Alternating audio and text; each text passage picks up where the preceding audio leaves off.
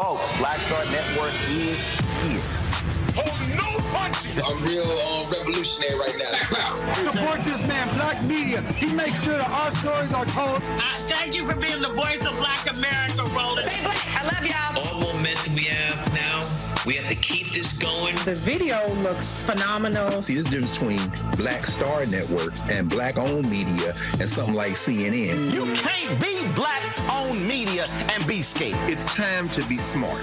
Bring your eyeballs home. You dig?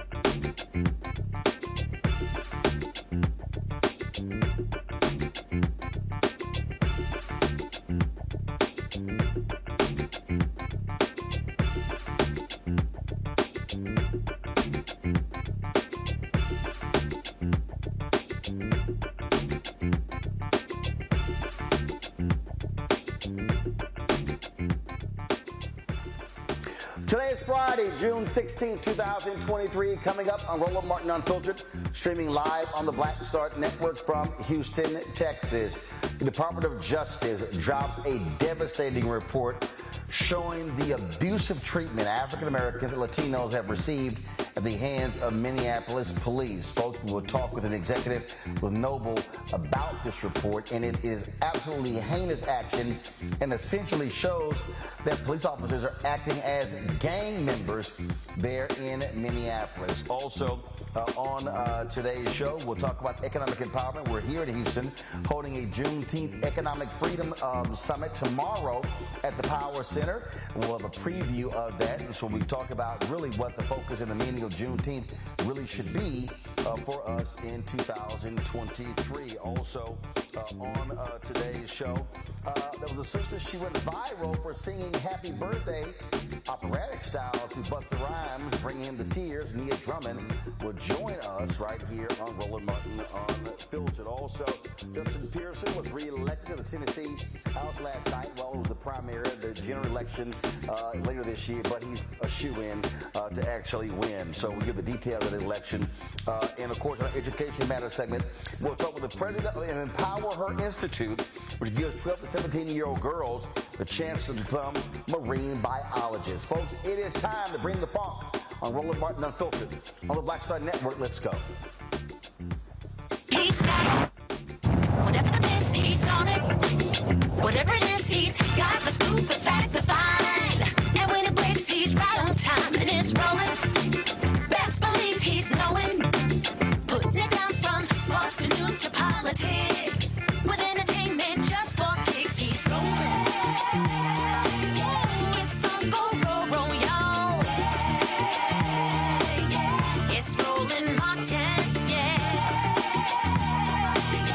rolling with Roland now. He's funk, he's fresh, he's real, the best, you know he's Roland Martin now.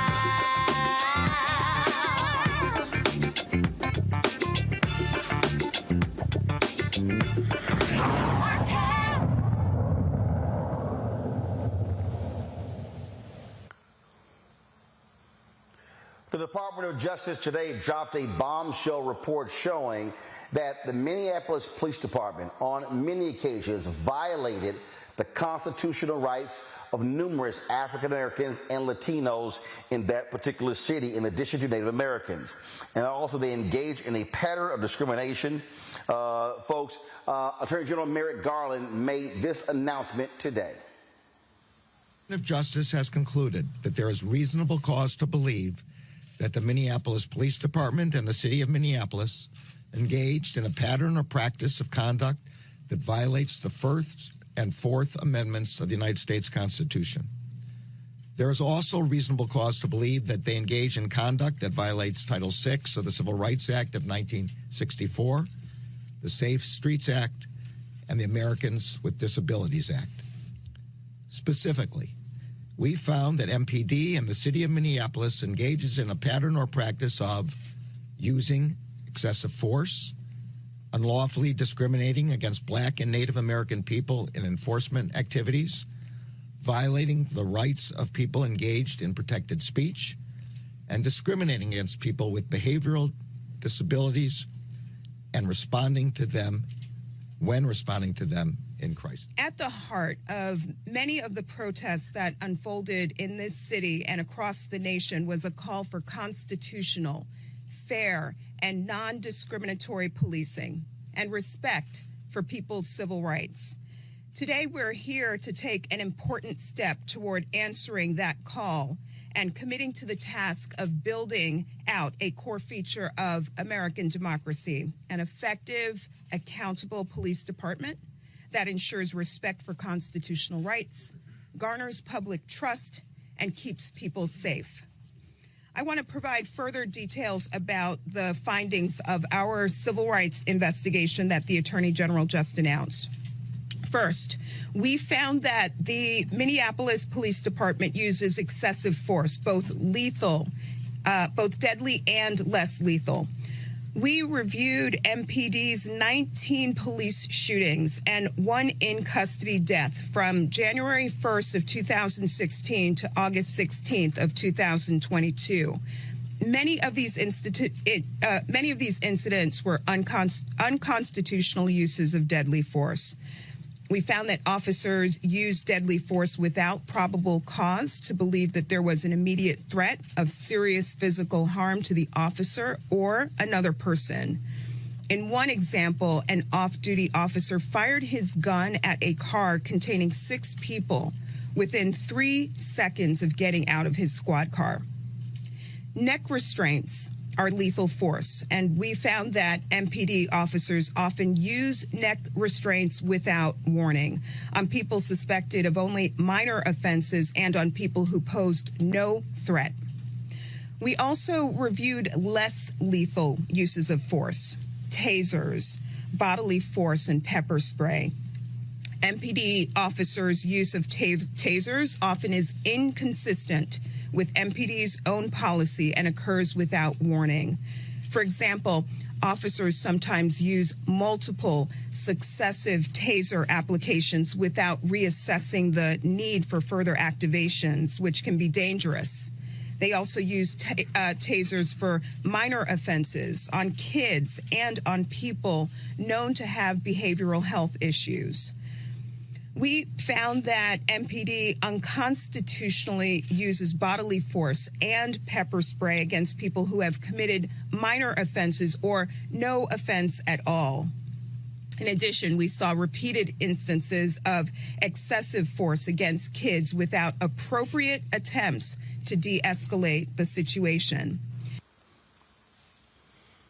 Folks, it is a damning report. It was started after the death of George Floyd. It was a 2-year investigation, and the details are not shocking to folks in Minneapolis, especially African-American activists who have talked about for years how the police department was treating African-Americans, Latinos, and Native Americans as well. Folks, joining us right now to discuss this is Brenda Goss Andrews. She's the president of the National Organization of Black Law Enforcement Executives.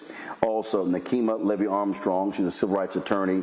We're also joined by Andre Locke, who is the father of Amir Locke, a young man who was shot and killed at the hands of police there. Glad to have all three of you here. Let me first start with you, Nakima. You're there in Minneapolis. You used to relieve the NAACP there.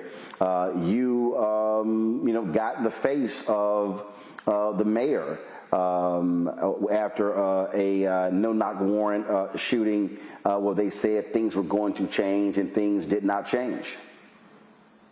Absolutely.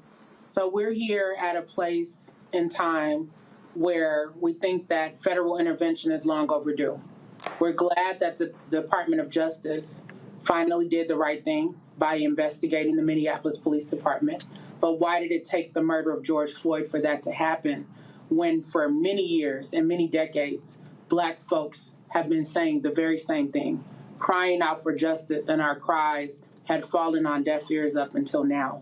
So we're glad that this investigation happened. We're glad that the city's going to be forced to enter into a consent decree.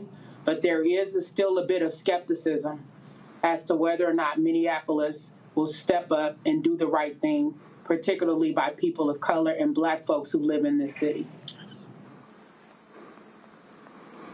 Andre, yes. Your reaction to this report from the DOJ? It was, it's bittersweet, I can say. It's for Black folks and Black and brown people in the Minneapolis area and our communities and surrounding communities in St. Paul as well, and Brooklyn Center. Our response is it's about time. It's about time because this is something that we've been singing for decades, for years. People before us, before Nakima and myself, have been singing the same thing about police brutality, unjust stops, everything that you can think of, just the mistreatment of force. And unreasonable force. So it's bittersweet. It's something that, as Nakima was saying, I'm a little skeptical of what Minneapolis would do at this point, because at this point they're trying to even sweep my son's death under the rug by putting in a dismissal for his case. Brenda, how should police leaders, rank and file, react to this type of damning report? Well, first of all, to your caller just now, condolences on what happened to your son. Yes, this is a 92-page report. I haven't had an opportunity to read it all. I do applaud that it has happened, but I do understand their comments about the skepticism because this has gone on too long in our country. I spent 30 years on the Detroit Police Department, and I started off as a young officer on the street all the way up to a deputy chief. So I operated in both worlds, so I do understand that.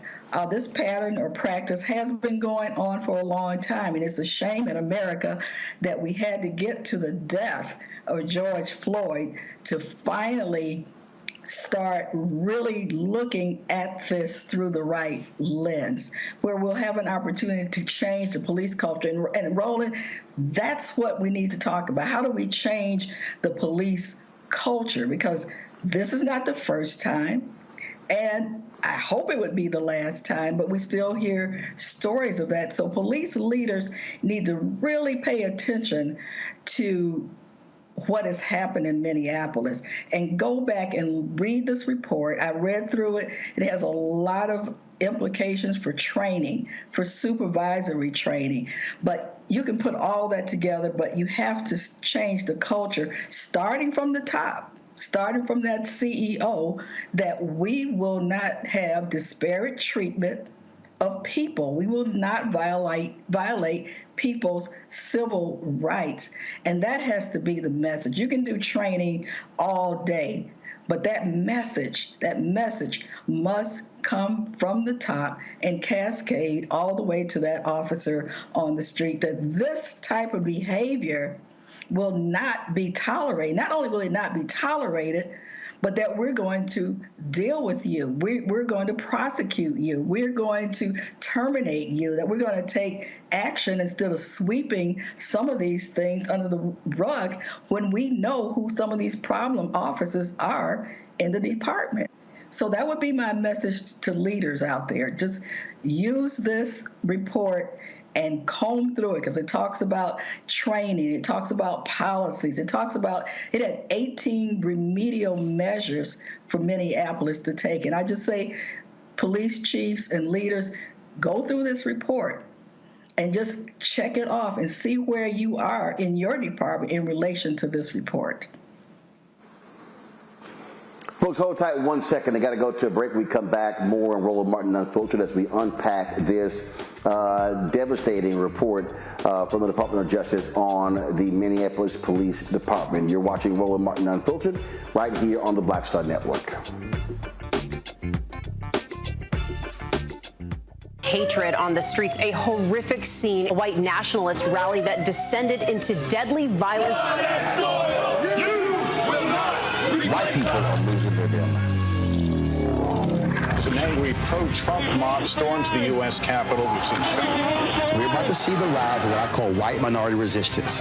We have seen white folks in this country who simply cannot tolerate black folks voting. I think what we're seeing is the inevitable result of violent denial. This is part of American history. Every time that people of color have made progress, whether real or symbolic, there has been what Carol Anderson at Emory University calls white rage as a backlash. This is the rise of the Proud Boys and the Boogaloo Boys. America, there's going to be more of this. Here's all the Proud Boys, Dave. This country is getting increasingly racist in its behaviors and its attitudes because of the fear of white people. The fear that they're taking our jobs, they're taking our resources, they're taking our women. This is white fear.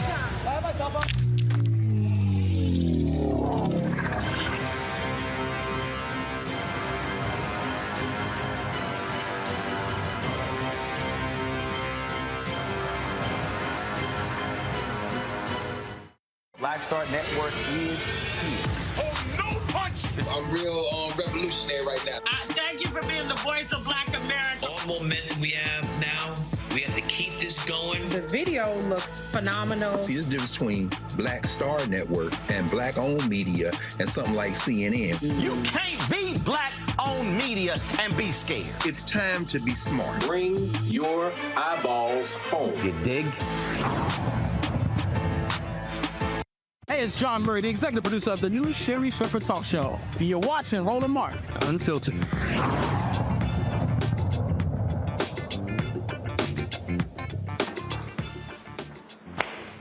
All right, folks, welcome back to Roland Martin Unfiltered as we continue to talk about this Department of Justice report. We lost Nakima and Amir Locke's dad, Andre, so we'll try to get them back in a bit. I do want to bring into this conversation as well, folks, my panelist today, Matt Manning, civil rights attorney. Matt, he is with us at Corpus Christi. Dr. Nia Carter, associate professor, University of Maryland School of Public Policy out of D.C., and Jesse Hamilton McCoy, clinical professor of law, supervising attorney, the Duke Law Civil Justice Clinic out of Durham, North Carolina. Glad to have all three of you here. I will start with you, Matt. Your assessment of this report. 2-year investigation at 92 pages, lots and lots of detail and shocking and terrible stories of how Minneapolis police treat people of color. I do think it's a blockbuster from the little bit that I've read, but I'll tell you, Roland, I kind of have, I guess, muted excitement about this or happiness about this, because at the end of the day, if it does not correlate to people being able to individually vindicate their constitutional rights, then we're not making the biggest progress that we need to make. Every day I file lawsuits or prosecute lawsuits for people whose constitutional rights have been violated. And it's like, so a lot of background noise, I'm not sure if you get that, but I think unless we're able to connect consent decrees to an ease for people to actually vindicate their deprivation of constitutional rights, we're not moving the ball forward.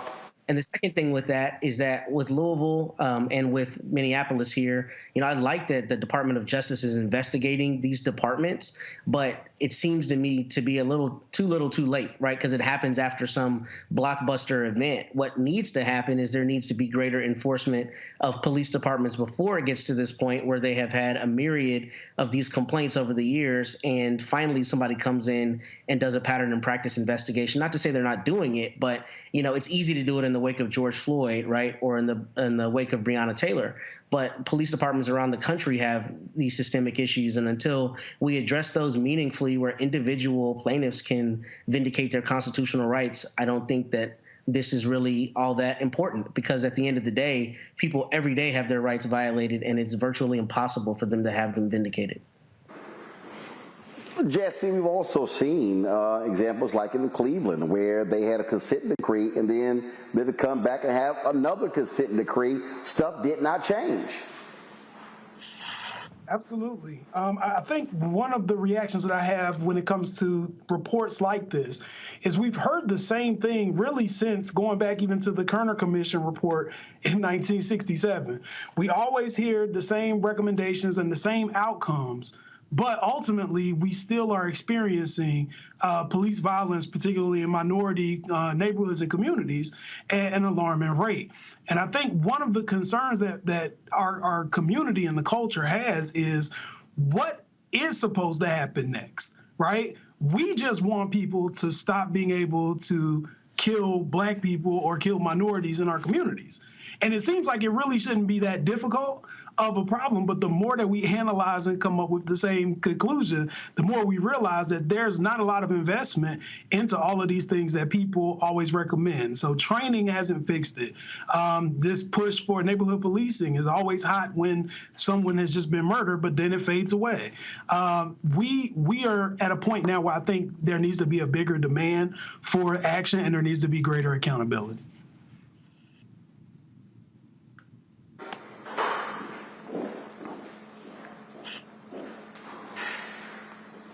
Niambi?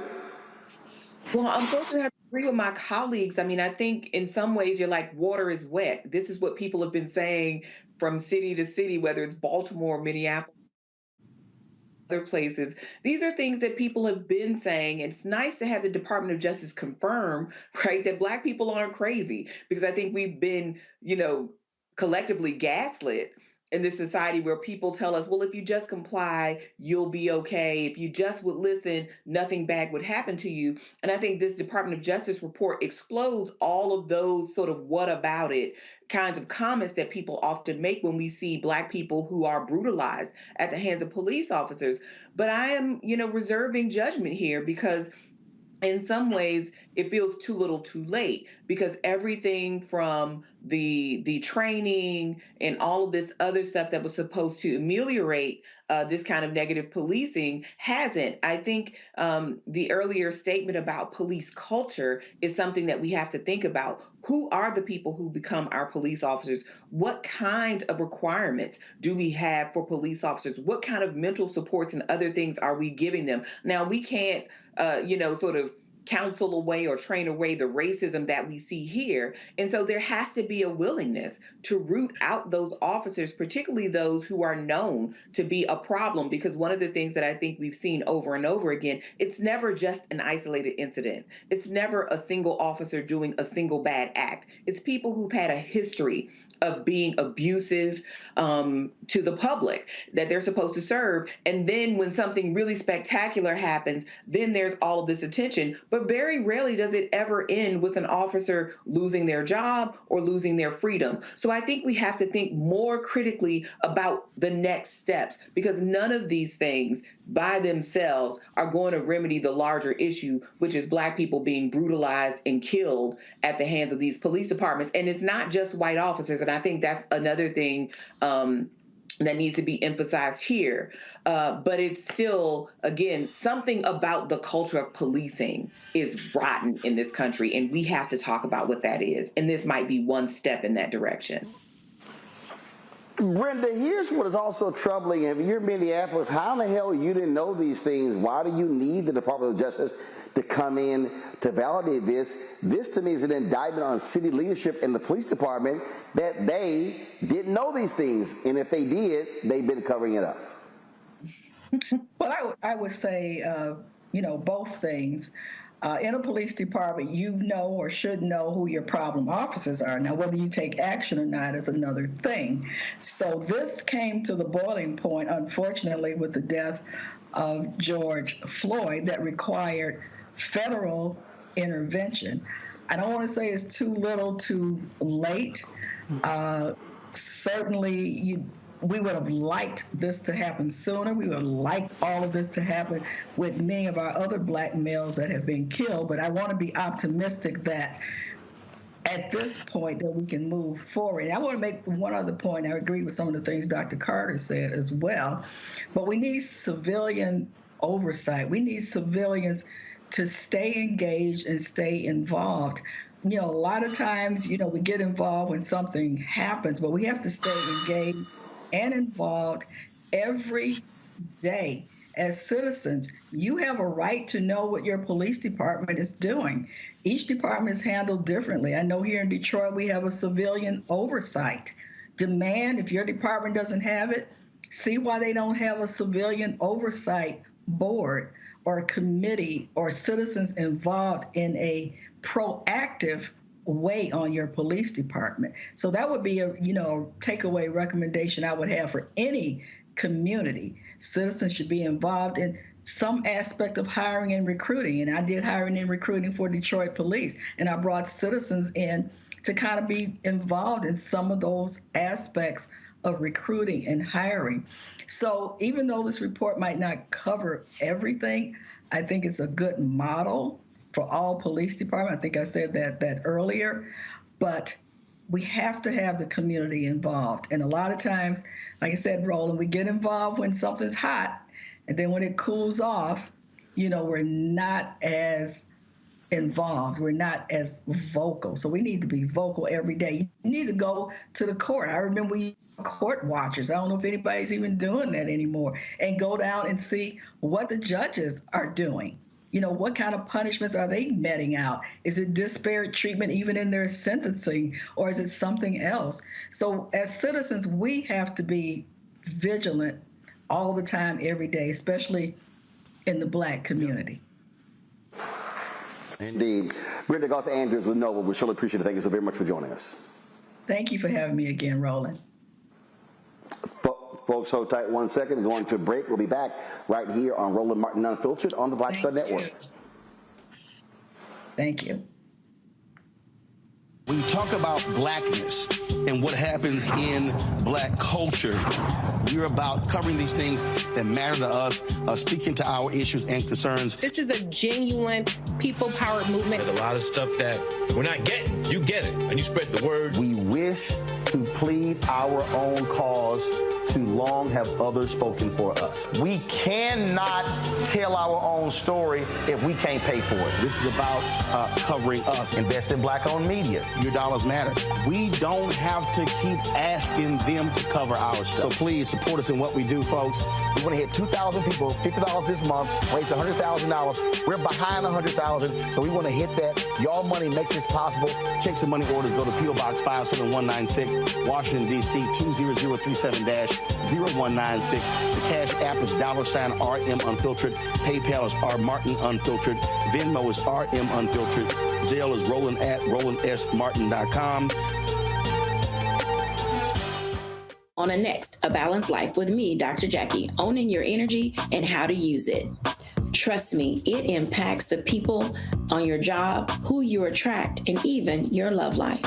What you give out is what comes back to you. So like attracts like, right? So if you come in with a negative space and I match that negative energy, then 2 seconds later, somebody else come in with more negative energy, and then I was just always just matching negative stuff. And here's the kicker. If you're not careful, that energy can even be stolen. That's all next on A Balanced Life on Black Star Network. Me, Sherry Shepard, with Sammy Roman. I'm Dr. Robin B., pharmacist and fitness coach, and you're watching Roland Martin Unfiltered.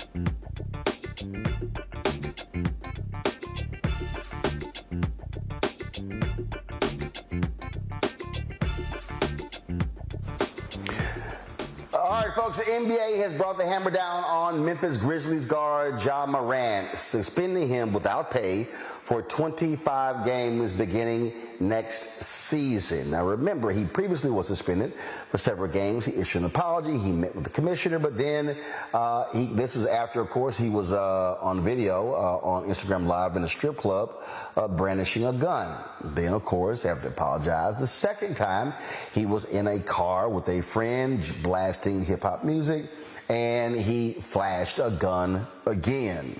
The NBA waited until the NBA finals were over before they would actually take any action.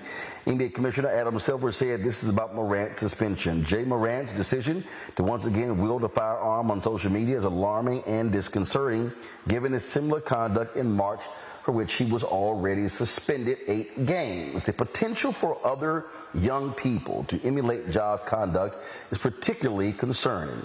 Under these circumstances, we believe a suspension of 25 games is appropriate and makes clear that engaging in reckless and irresponsible behavior with guns would not be tolerated. Now, the NBA said that Morant would also have to adhere to certain conditions before being reinstated. As I said, it's the second time he has been suspended in the last 3 months for showing a firearm on social media. Now, the NBA Players Association, they have also responded to this as well. And so this here is a statement from the executive director of their union. And it's a very strong one. And as you expect, they are defending or raising questions about due process in the NBA. And this is one of the issues that immediately jumps out. Let me go ahead and read to you this statement again. This is the statement that is from the head of the players union. So you see it there on the screen, folks. You see her statement. I'm going to read this for you. She says, quote, and this, of course, is Tamika Tremaglio. She says, Ja has expressed his remorse and accepted responsibility for his actions, and we support him unequivocally as he does whatever is necessary to represent himself, our players, and our league in the best possible light. As to the discipline imposed, which keeps him off the court until December and requires some unstated conditions to be met before he can return, we believe it is excessive and inappropriate for a number of reasons, including the facts involved in this particular incident, and that it is not fair and consistent with past discipline in our league. We will explore with Ja all options and next steps. All right, let's get to it in our panel.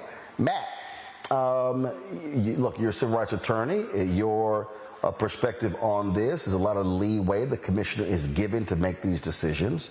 And you have the players union who is saying, hey, was this even fair process to suspend him? Well, one, this is why unions are important, because they stand up for the values of their members, right, and the rights of their members. But, for me, this is actually less about Ja Morant and about the NBA and more about the schizophrenia we have in our country as it relates to guns. We live in a country that is beset with mass shootings and legislatures that are reticent to do anything about them. So for us to wax poetic and act like Ja Morant waving a gun in a car is a cardinal sin, when every day we see nothing but images of guns, and support thereof is just patently dishonest, if you ask me. Now, from his discrete issue as it relates to whether he sat with Adam Silver and told him he wasn't going to do it again, I mean, I think the punishment is a little excessive, particularly considering his youth. And, I like the idea that these are role models, but I also don't like the idea that they're held to some standard that's unreasonable for a 23-year-old. And that's just my personal opinion. But I think the bigger thing is we have to be honest about our position on guns and how we view them as a society. And it's absurd that somebody like Ja Morant is not playing basketball for 25 games, but every day we're bombarded with images of guns. And when people actually get injured with them, our legislatures cannot find a way to put meaningful checks on it. So with that, I would say we need to have a larger conversation about the role of guns in our society and our willingness to stand up to the powers that be and the moneyed interests that keep those guns on our streets and not regulated the way they should be. Jesse, let me ask you this question. Let's say you are an attorney for Ja, and you say, look, the man apologized once.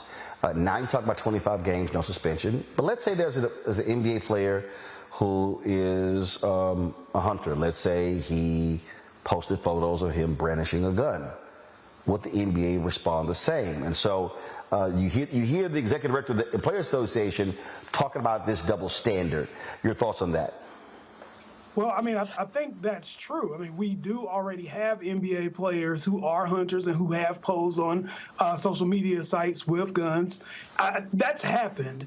I think that this punishment was less about what Adam Silver is saying with influence and more about their view on insubordination, because they have talked to Ja Morant prior to about this same situation, and he had expressed remorse prior to. And I think the NBA has taken the position that they are less willing to accept his apologies and less willing to believe that he won't do this again. And they're using, in a sense, a cop-out of saying, well, his influence to kids or people who are watching might diminish the brand. But I think in actuality, it's more so showing Ja Morant that they plan to take this seriously moving forward, and that any deviation from what the NBA expects of him as a player and participant in this league will be harshly punished. Is it, I mean, look, you hear the executive director say there, Niambi, these unwritten acts that he is going to have to perform to be reinstated. And it's very interesting how people reacted to this. There are a lot of people who are like, oh man, this guy's an idiot. He's stupid. It's cost himself millions. You have others who are saying, well, why is he suspending Second Amendment rights? Others who like say, hey, the NBA is protecting its brand as well. And so to me, what this says is the NBA, okay, we hit you with a light suspension before. You came and met with the commissioner, you apologized, said it wouldn't happen again. Boom. It happens again. This is their way of saying, keep playing around.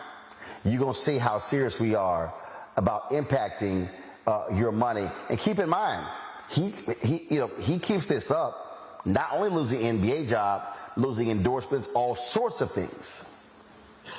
Absolutely. And listen, I agree that this is about the NBA flexing its muscle and showing these players who's boss, so to speak. But this is also one of those conversations we need to have, because I agree with my panelists. All of these other things are playing in the background, and multiple things can be true at the same time. But this is what happens when you give 23-year-olds whose brains aren't even fully formed millions of dollars and then expect them to exercise the judgment of fully formed adults. So they look grown, right? They're big people. They play this game that entertains us. They make lots of money, but they're not grown-ups. I work with young people all day, and the decisions that they make sometimes leaves me scratching my head. This is how I know this young person is not a full-grown man. Now, I do think this is one of those sort of grow-up time moments for Ja Morant. I think we have to consider what choices come next, because working in the NBA is a privilege. The NBA is not like other institutions where you might work and the protections might look the same as if you were in a different kind of employment space.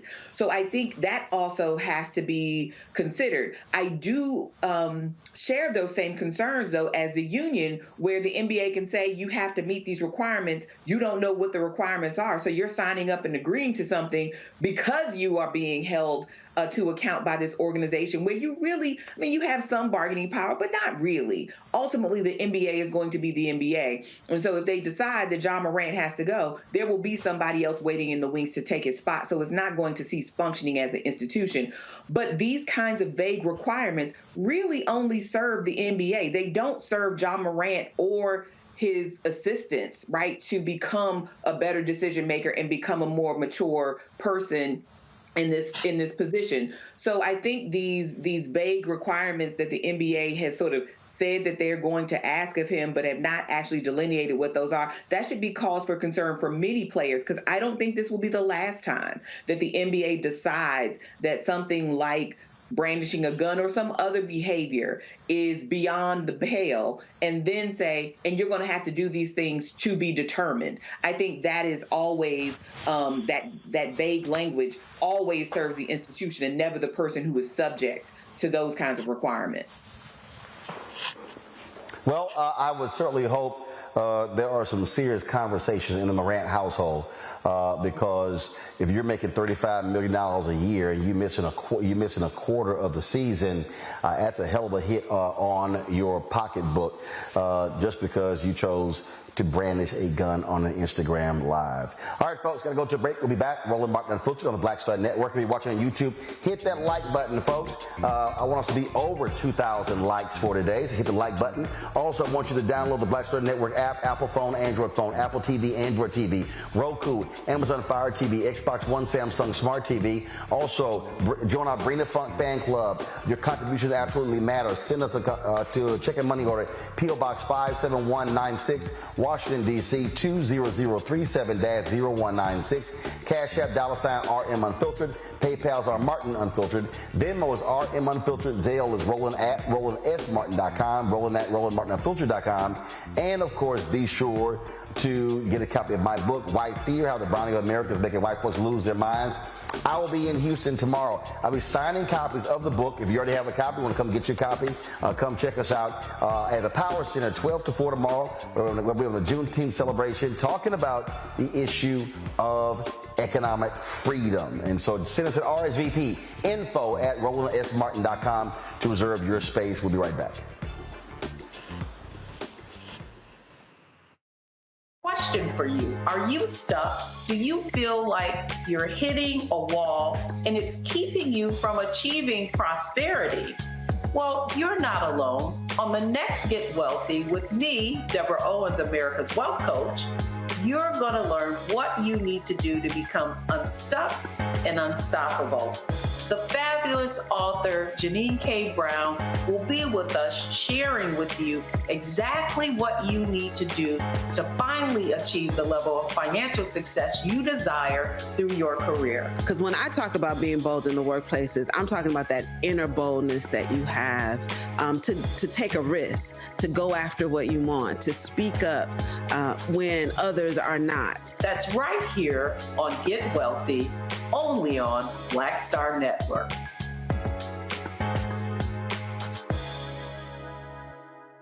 Up next on The Frequency with me, Dee Barnes. She's known as the Angela Davis of hip hop. Monet Smith, better known as Medusa, the gangsta goddess, the undisputed queen of West Coast underground hip hop. Pop locking is really what indoctrinated me in hip hop.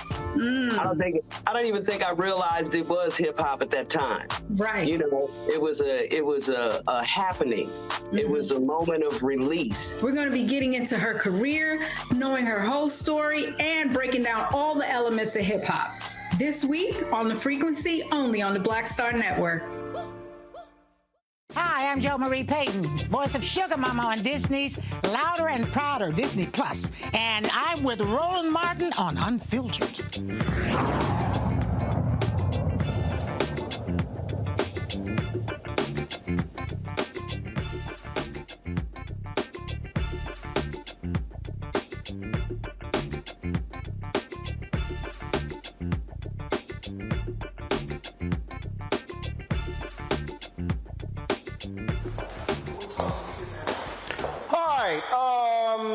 Folks are already tripping about Juneteenth. Check this out. A Chicago woman posted this video on TikTok. It has gone viral after she claimed she was kicked out of school for correcting the institution's director on the true meaning behind Juneteenth.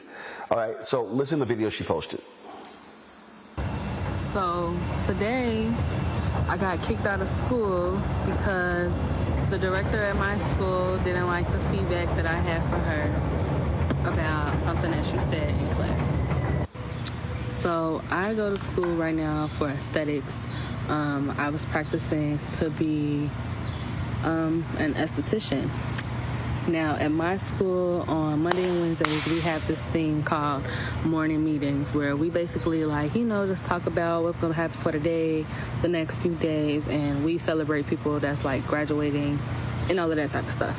Now, the director at my school had an announcement for us, and she said that Monday we will be celebrating Juneteenth, but instead of celebrating it for what it's for, we're going to celebrate it as a diverse day, make it a diverse holiday.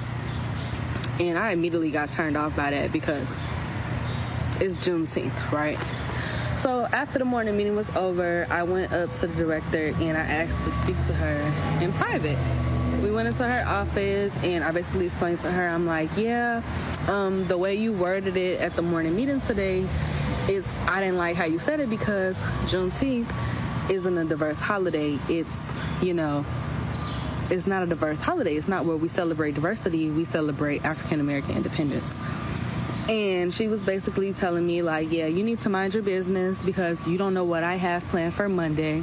We're a diverse school, therefore we're going to celebrate this holiday as a diverse day. And I was immediately turned off because that's not what Juneteenth is about, right? So after that, I went back into the classroom and some of my classmates were asking me what did she say, because we were all in agreement that that's not what Juneteenth isn't about. We don't celebrate Cinco de Mayo as diversity.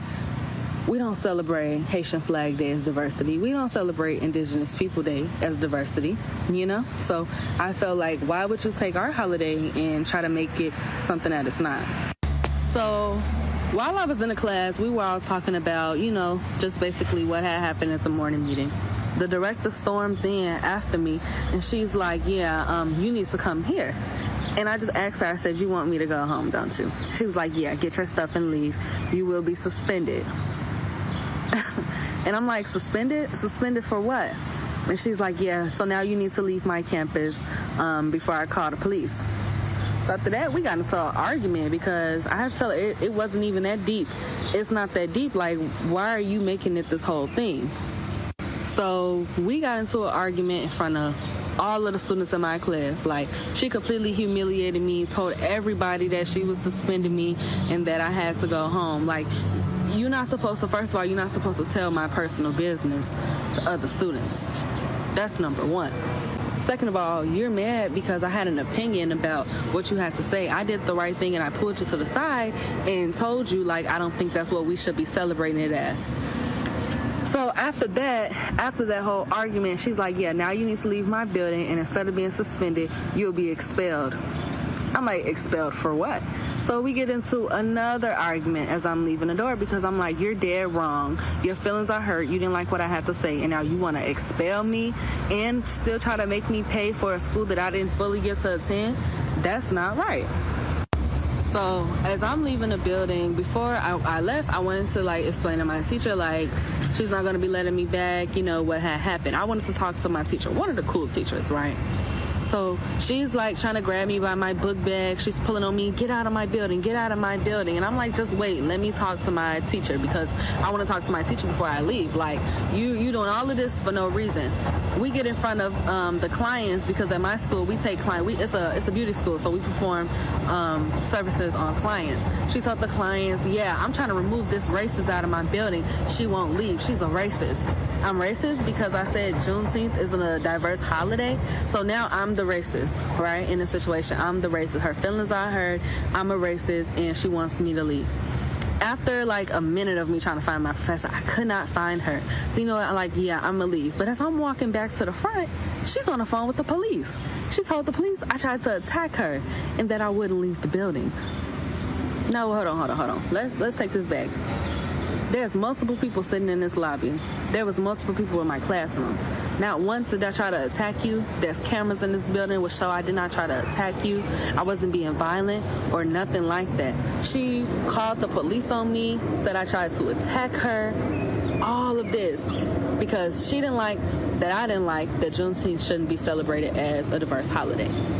So yeah, right now, I left, I'm gone. I left the review in the comments because I don't feel like that's right. Students of color, we can't express our feelings without directors at the school feeling like it's an attack on them, or everything has to be an attack on everybody when it comes down to Black people and African Americans in America. So yeah, that's just an update. All right, the woman, the TikToker Go K, again, she was studying at Tricoci University. That's TRICOCI, and that is absolutely nuts, if you will. Nyambi, see, this is the thing right here. First of all, she's right. Juneteenth is not a diverse holiday. What I mean by that is, it does not mean that non-Black people cannot commemorate Juneteenth. But you damn well better make sure that the focus on Juneteenth is the focus, and then not try to create some new idea what Juneteenth should be about. Well, absolutely, Roland. I think this young lady was exactly right in telling her, like, hold on a second. This is about Black people achieving freedom. This isn't just some holiday. I mean, you know, she used the example of Cinco de Mayo, but Cinco de Mayo at this point is commercial, and it's not even really about Mexican people. But to her point, we identify that holiday with a group of people in the same way. Juneteenth is a national holiday that commemorates the freedom of Black people who were enslaved in this country. That cannot be missed because Some people are uncomfortable, right, acknowledging what this is about. And ultimately, what probably, if we believe the story as this woman has suggested, what probably drove this director crazy was the fact that this young person corrected her and was not okay with sort of going along to get along. Because ultimately, this diverse holiday, of trying to redesignate this holiday, which was born out of, the events of 2020 and the unfortunate demise of George Floyd, which we all were traumatized and witnessed, and the protests thereafter, that we will not then say that this does not have anything to do with Black people. Decentering Black people and decentering Blackness is about other people's comfort. And we cannot allow that be the rubric or the measure by which we celebrate and revere our ancestors and all those who fought for that freedom, because somebody wants to call it a diverse holiday, as if we're supposed to be satisfied with that. And I think this young woman would do well to find another educational institution that respects her and other students like her. And that right there, Matt, is the thing for me that I keep saying.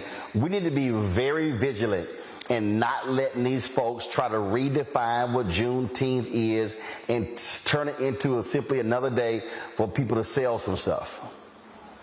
Absolutely. I'm glad you said that, because that's what we're finding with a lot of other holidays, not even holidays that are just Black-centered, but you're finding the corporatization of holidays and things like Pride this very month, right? Where corporations find a way to make $1 and they co-opt it, and then it becomes some everybody come and have a party. And when it's not about that, particularly when Juneteenth is not only about Black Americans, but Black Texans like you and I, especially here there in Galveston. But the idea that the slaves were told 2 years late.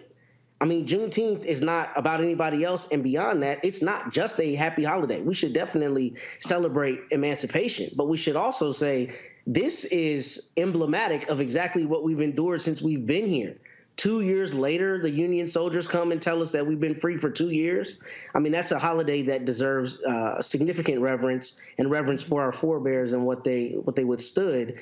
And the idea that it gets whitewashed, so to speak, and becomes everybody's diversity holiday is grossly offensive. And that's precisely the kind of thing we have to be vigilant against. Look, we talk about DEI on the show. We talk about a lot of things in terms of inclusion, but inclusion does not have to mean erosion, where we should not have our history and the reverence that should be duly applied eroded for other people's comfort, as Dr. Niambi said. So with that, I'm glad that this sister stood up, because this is grossly offensive to try to make this about anything other than our people and emancipation.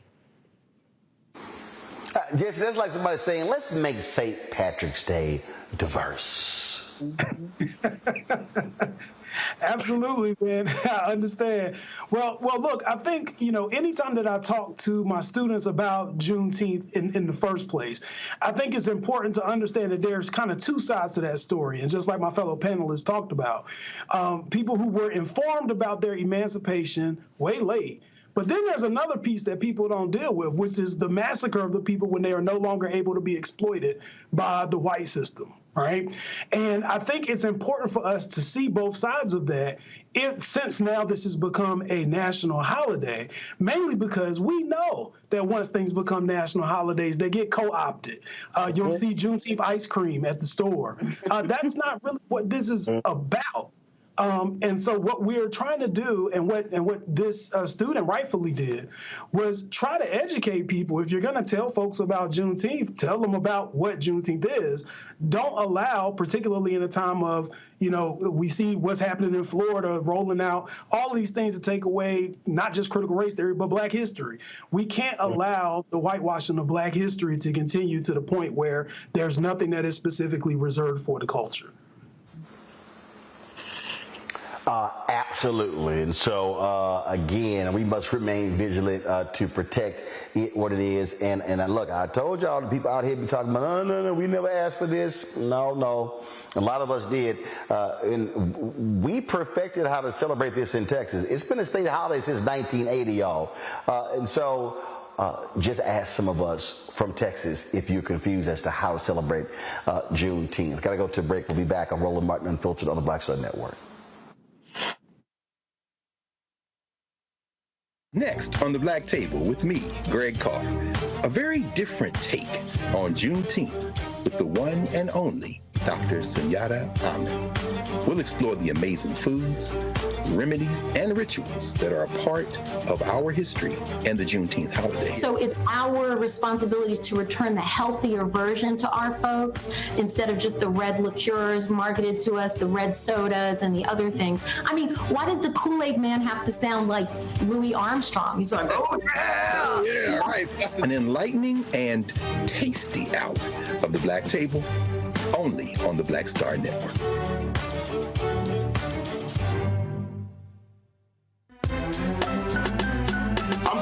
Muhammad, live from LA. And this is The Culture. The Culture is a two-way conversation. You and me. We talk about the stories, politics, the good, the bad, and the downright ugly. So join our community every day at 3 p.m. Eastern and let your voice be heard. Hey, we're all in this together. So let's talk about it and see what kind of trouble we can get into. It's The Culture. Weekdays at 3, only on the Black Star Network.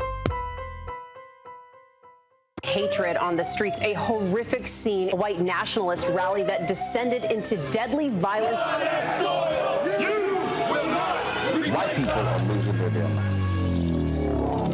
An angry pro-Trump mob storms the U.S. Capitol. We've seen shooting. We're about to see the rise of what I call white minority resistance. We have seen white folks in this country who simply cannot tolerate black folks voting. I think what we're seeing is the inevitable result of violent denial. This is part of American history. Every time that people of color have made progress, whether real or symbolic, there has been what Carol Anderson at Emory University calls white rage as a backlash. This is the rise of the Proud Boys and the Boogaloo Boys. America, there's going to be more of this. Here's all the Proud Boys, guys. This country is getting increasingly racist in its behaviors and its attitudes because of the fear of white people. The fear that they're taking our jobs, they're taking our resources, they're taking our women. This is white fear.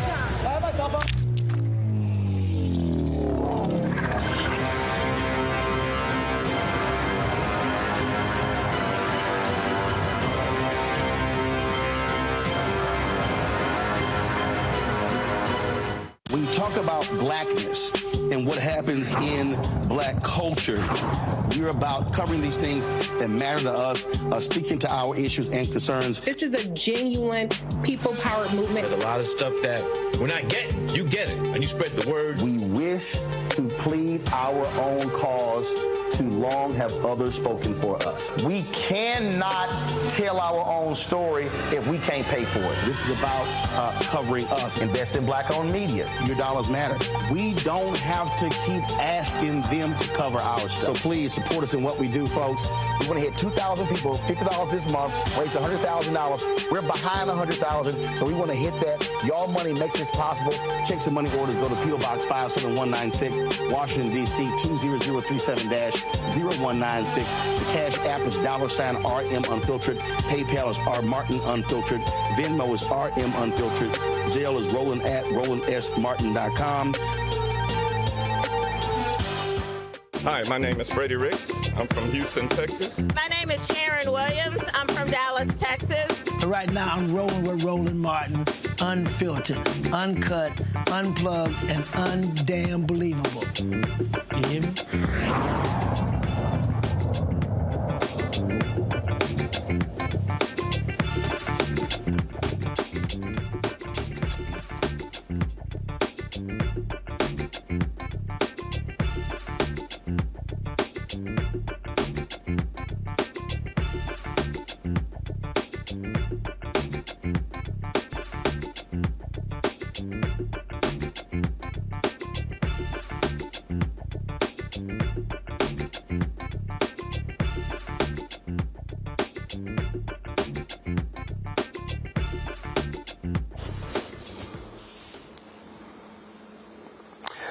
Welcome back to Roland Martin Unfiltered on the Black Star Network. A couple weeks ago, I came across this video on social media. I posted the video on my Instagram page, got a crazy amount of response, sent it to folks like Tamron Hall, my good buddy Slodette O'Brien, and others. And it was of a sister who came across Busta Rhymes, and she said, you know what, I want to sing happy birthday to you. Well, he probably was just thinking, she just going to say happy birthday, traditional happy birthday. Yet she went non-traditional. Check this out. Watch me sing happy birthday to Busta Rhymes. Now, is this the full one? Oh my God! Nia, yes, it's all. Yes. Okay, you gonna get surprised. Okay, she sings in real life. In real life. In real time.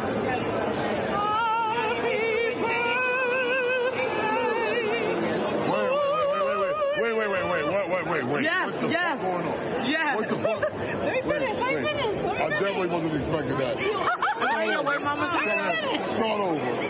Start over. Give me your hand. Okay, here we go.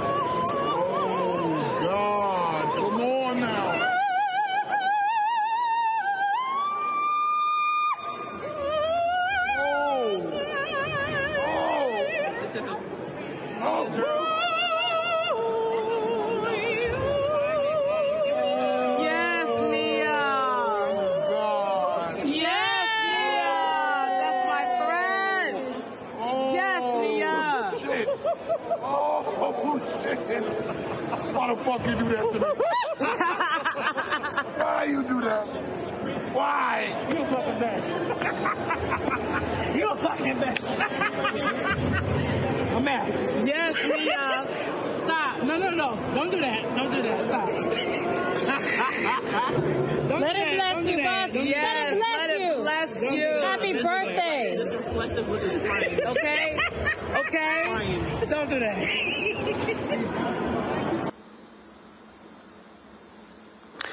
Well, that night, I sent Nia Drummond a direct message on social media saying, hey, want to have you on the show, and she joins us now. Nia, glad to have you here. So good to be here. Hello, Mr. Roland Martin. So great to be here. So first off, what is your background? Are you a professional opera singer? Is it just something that you do in your own spare time? Well, I actually went to school. I went to SUNY Fredonia for classical voice. But I've been singing, before classical voice, I've been singing different genres like jazz and gospel and pop, basically a little bit of everything. So what was this event you were at where you encountered Busta Rhymes? Well, I was at the Gordon Parks annual gala at Cipriani's on 42nd Street, and I was there as a former winner of the scholarship in partnership with the Gordon Parks Foundation and Young Arts, which is an organization tailored for young people. And I was the first winner 11 years ago, actually. And I reconnected with the executive director, Peter Kuhart, of the organization, and he was like, we would love to have you. So I came that year, this particular year. So was the event over? Was this at the end? Were folks clearing out when you came upon Busta Rhymes? The event was over. The lights were up. People were taking flowers. The people were clearing up all the plates and everything. And this is right after D-Nice played a set. And at the end of the gala, Busta walked in, coming from a different event, and he was there. And I was like, wow, that's Busta Rhymes. And so you decided to roll up on him and say, I got something for you for your birthday. Essentially, yeah. So what happened was, it was Busta Rhymes, and I'm like, I'm from Brooklyn, he's from Brooklyn, that's a legend, that's so much respect. But I wasn't necessarily going to speak to him. I was more so interested. His personal assistant showed up with a tracksuit on, with like a sweatsuit. And that took me for a surprise. And he showed up to a gala with a sweatsuit on. I was like, who are you? I need to have a conversation with you. Just because of that. And that ended up being Busta's PA. And then I found out it was his birthday. And then I felt something tell me, you should sing happy birthday to Busta. Yeah. And then that happened, and he obviously was quite emotional by that. The video stopped there, and he was shedding real tears.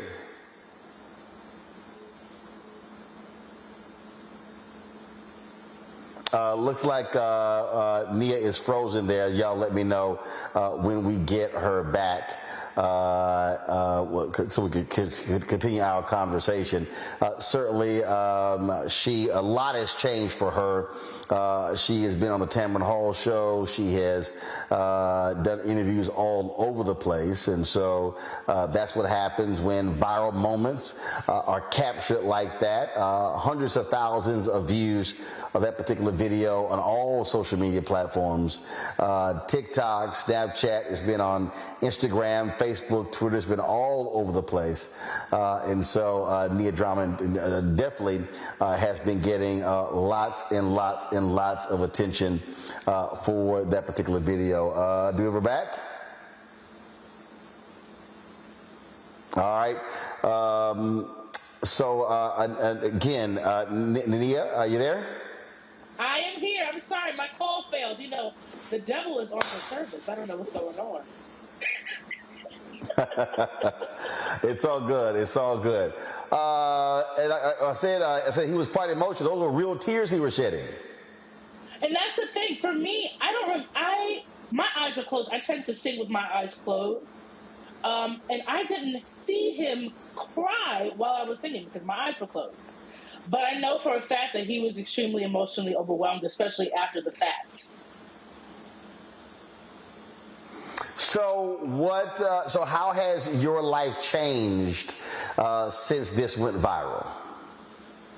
It has changed tremendously. You know, I've been singing for a very long time, and I've done a lot of things that I thought were big, you know, career-wise, but this really, and it's so random.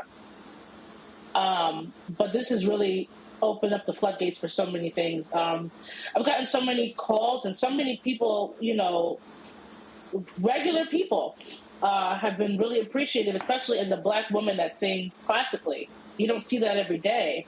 And the fact that people are appreciating that is really beautiful, and it touches me.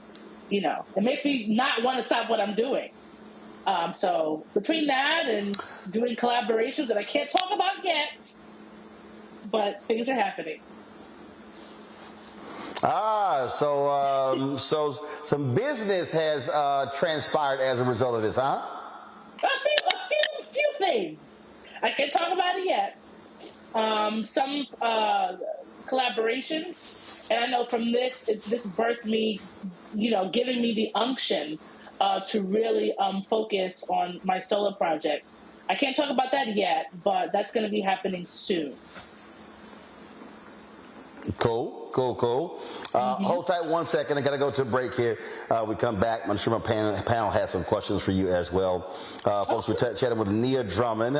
She is the operatic singer or classically trained singer who showed some love to Busta Rhymes by singing Happy Birthday that, of course, went viral and exploded all across the country.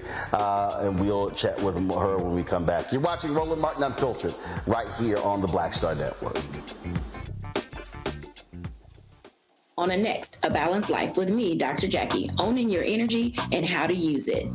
Trust me, it impacts the people on your job, who you attract, and even your love life. What you give out is what comes back to you. So like attracts like, right? So if you come in with a negative space and I match that negative energy, then 2 seconds later, somebody else coming with more negative energy, and then I was just always just matching negative stuff. And here's the kicker. If you're not careful, that energy can even be stolen. That's all next on A Balanced Life on Black Star Network. Watch question for you. Are you stuck? Do you feel like you're hitting a wall and it's keeping you from achieving prosperity?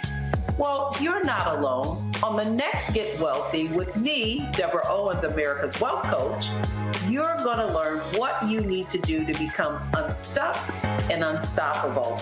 The fabulous author Janine K. Brown will be with us sharing with you exactly what you need to do to finally achieve the level of financial success you desire through your career. Because when I talk about being bold in the workplaces, I'm talking about that inner boldness that you have to take a risk, to go after what you want, to speak up when others are not. That's right here on Get Wealthy, only on Black Star Network.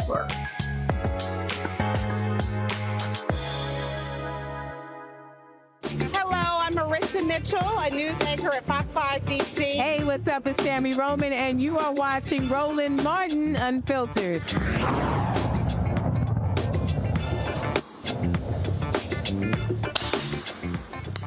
All right, folks, welcome back to Roland Martin Unfiltered. We're chatting with singer Nia Drummond, of course, who went viral with her video singing Happy Birthday to Busta Rhymes. My panel, I'm sure they got some questions. Jesse, I'll start with you. Well, first of all, it's an honor to meet you. I am just curious as to what inspired you to get involved in operatic singing in the first place. Well, I like opera. Well, when I started singing opera, I was actually very young. I was 12 years old. And I was singing in a professional children's chorus, and we were singing the children's chorus part in our opera called Tosca. And I fell in love with it, you know. That was my first, like, hands-on experience with opera. But, you know, when I was younger, you know, classical music was a very small amount, but it was played in the house, like Charlotte Church and Andrea Bocelli. You know, I remember those when I was a kid, so that was the beginning.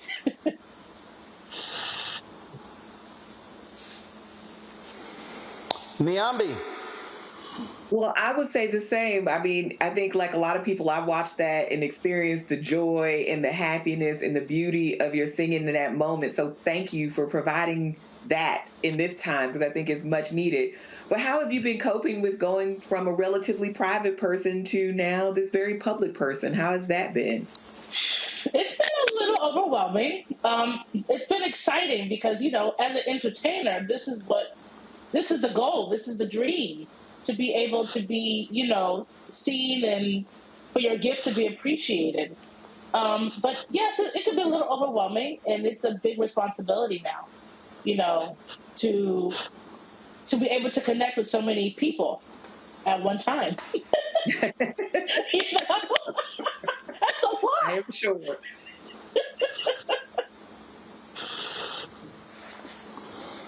Matt. Well, let me first say, Nia, your voice is exquisite, just positively beautiful. And I wanted to ask, has this opened a larger conversation about Blacks in classical music? Because obviously we're very well represented in other genres, but there's a dearth of us in classical music. So what, if any, effect has this had on your ability to tell people that they should be in classical music or anything in that nature?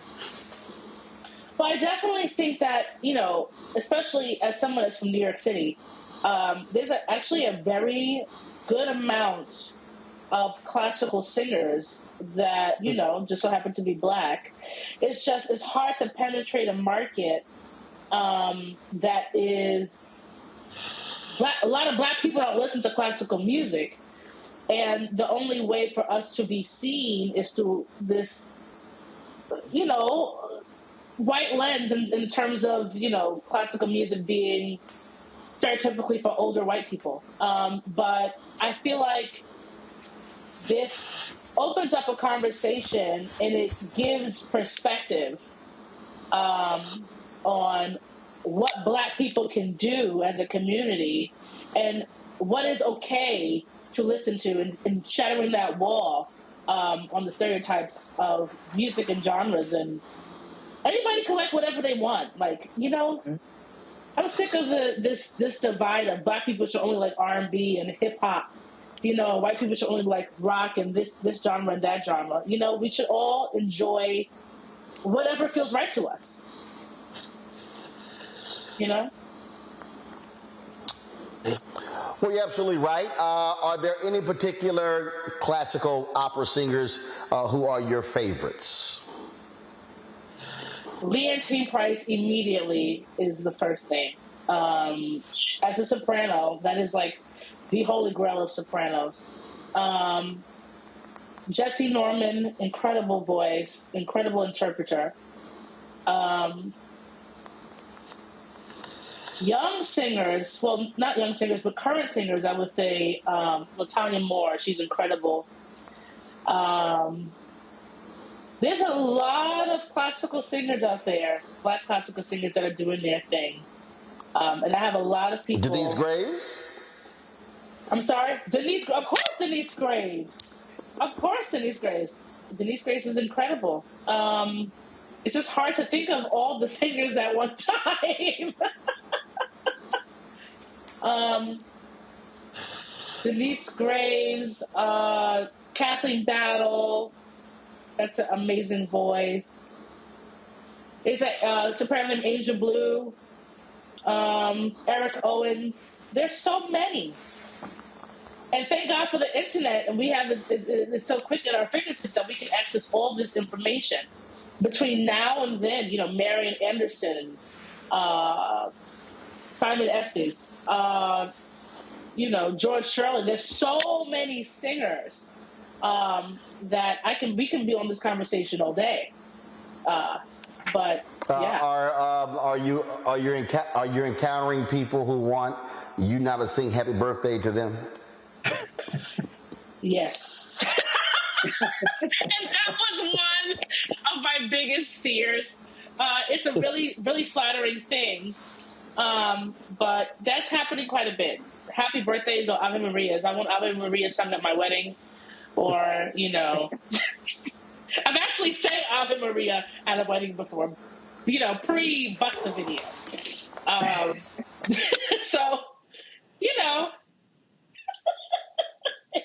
it's pretty great though. I enjoy it. I enjoy it. So I'm going to ask you this question then. How about this one here? So is there so Happy Birthday is one thing. So is there a particular song that is a popular song that you have been able to put a classical twist on in your style?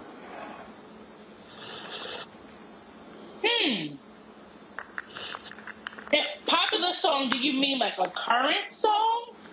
Or do you mean just popular in general? A song? No, I mean, it doesn't matter. But let's just say there's a popular song that, you know, a lot of us know, but, you know, when you sing it in your classical style. One of my favorite songs of all time is like for instance, is there? Say it again. One of my favorite songs of all time is "Summer Over the Rainbow." Got it. So, like, is there an Anita Baker, a Patti LaBelle? Is there a Mays? Is there a Luther Vandross song? Is there a Dionne Warwick song? Is there a song that again that we know but that you? There's a Dionne Warwick. I don't know if this will count though. I don't know if many people know this song. There's a Dionne Warwick song called "Alfie" that I love. That can be done easily operatically. Easily. Well, I mean, anything Burt Bacharach since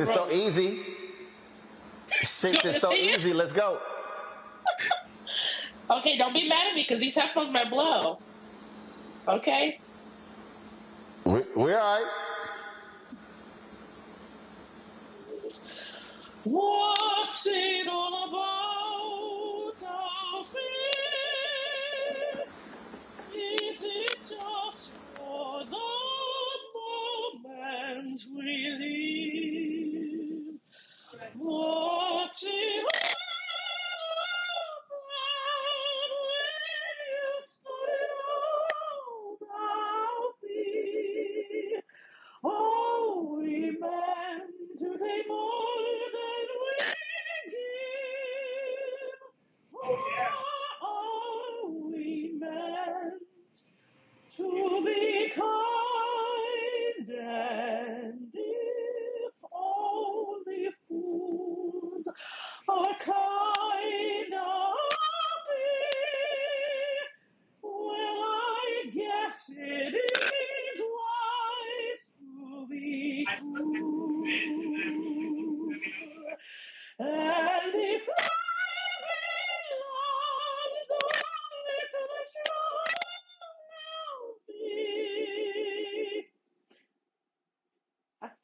the rest of the song. What will you let know? As sure as I believe, there's always I'll be. I know there must be something more, something even unbelievers can't believe in. I believe in love. I'll feel without true love we just exist. Until you find a love beyond this, you're nothing I'll be. When you walk, let your heart lead the way, and you'll find love every day. I'll be. I think that's it. I'll be.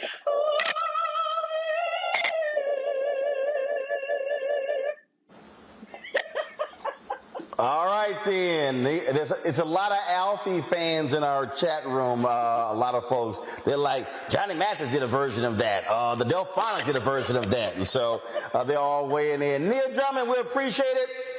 Congratulations. All the great stuff has come your way. We look forward to those undisclosed projects, those collaborations, once they come to fruition.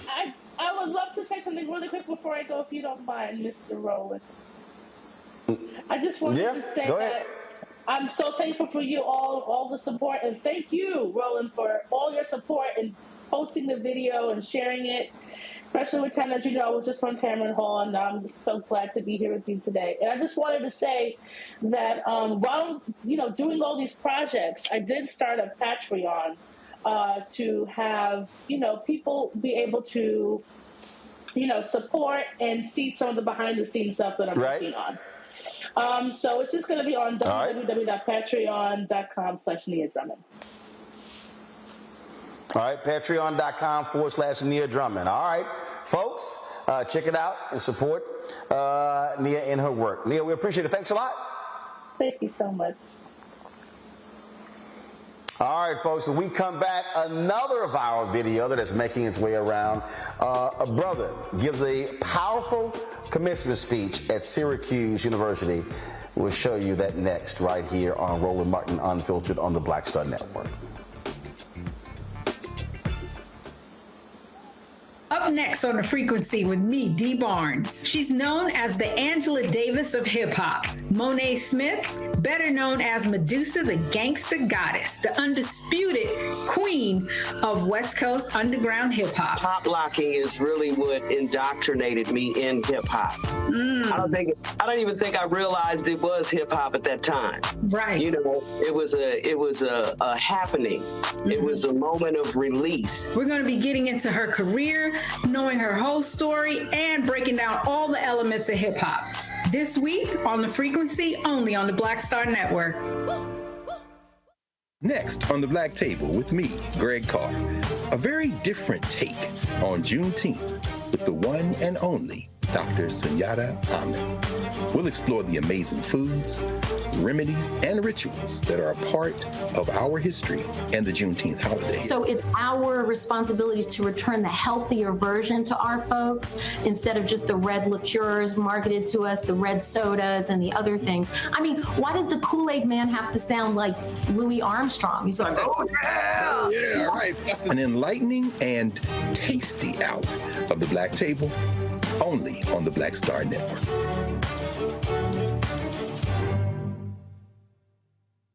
Hello, we're the Critter Fixers. I'm Dr. Bernard Hodges. And I'm Dr. Terrence Ferguson. And you're tuned in to Roland Martin Unfiltered.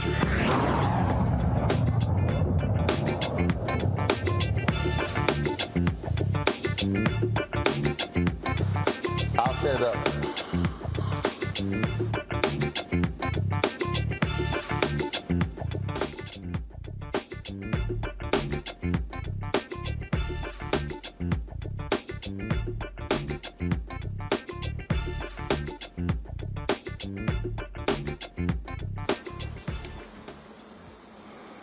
we've been in commencement season for the past month, and there have been a lot of speeches we've heard about, some critical, some others that have ticked folks off. But there's a speech by Jordan Pierre, graduate of Syracuse University, that is getting rave reviews from folks all across the country. And in a moment, we're going to have his video. We don't have a video ready yet. All right, so again, his name is Jordan Pierre, and he is, yes, a member of the greatest fraternity of all, Alpha Phi Alpha Fraternity Incorporated. Again, I came across this video, and so many people have been sharing this video saying, man, you got to check this out. You got to watch this video. And so we want to share it with you, and let's do that right now. Here's Jordan Pierre at Syracuse University commencement.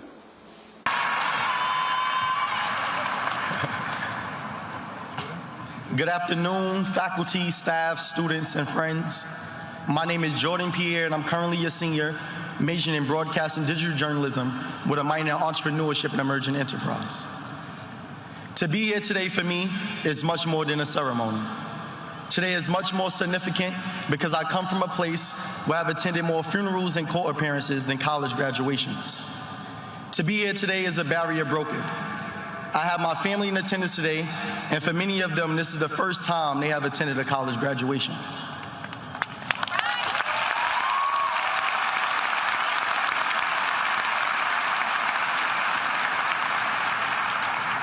Earning the opportunity to walk across this stage required much more than just passing classes. For what makes this institution rigorous, at least for us Black and brown students, is not the curriculum, but what comes with being Black in the context of America while trying to uphold academic excellence. It's not the curriculum that makes this college experience rigorous. It's occupying academic buildings and being sent suspension letters for advocating for the creation of policies that will hold every student accountable for the racial slurs and vandalism of the dorms we Black students lived in. It's not the curriculum that makes these courses rigorous. It's bearing witness to your Black women friends having a focus on academia while learning they have been stripped of their agency to choose whether to give birth or not, despite having the highest mortality rate. It's not the curriculum that makes these courses rigorous. It's being a first-generation college student and not having the ability to call home to seek guidance on how to navigate the collegiate space for you're the first to do so. It's not the curriculum that makes these courses rigorous. It's being a Black student in an educational system that justifies the omission of Black history through the use of the discomfort it causes our white counterparts when class discussions reveal the true history of theirs. It's not the curriculum that makes these courses rigorous. It's studying abroad in London while 10 elderly Black men and women are killed in Top supermarket just some miles away from here simply because they were Black. It's not the curriculum that makes these courses rigorous. It's having to work 3 jobs on campus to pay your rent and assist your parents in paying theirs. Some of us in this room understand firsthand that the scholarships and financial aid we earned were not just funding us as students, they were funding our household and the community. It's not the curriculum that makes these courses rigorous.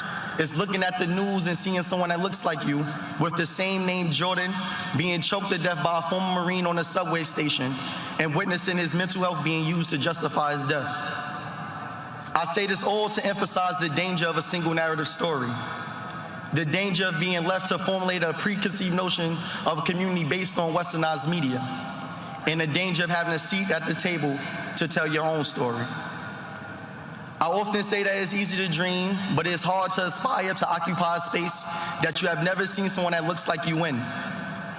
My presence here today will serve as proof to the next young Black man or woman that despite what comes with being a Black student at Syracuse University, it's possible to speak at the Newhouse graduation.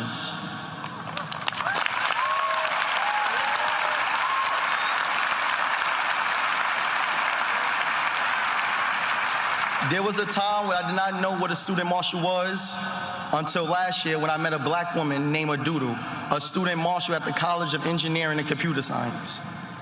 There was a time when I did not believe I was going to be the President of the United States, which is what I will one day become, until I seen Barack Obama become the president.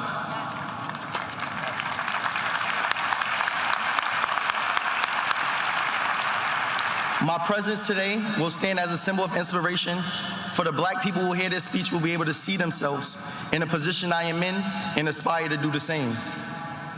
I challenge my fellow graduates who are not of color to be mindful and intentional with the stories that you share, normalize, and teach your children. For those stories are used to formulate a preconceived notion of who we are based on the narratives you teach and the environments you expose them to. I challenge my fellow brothers and sisters to also be intentional and thoughtful about the stereotypes we normalize and perpetuate amongst ourselves.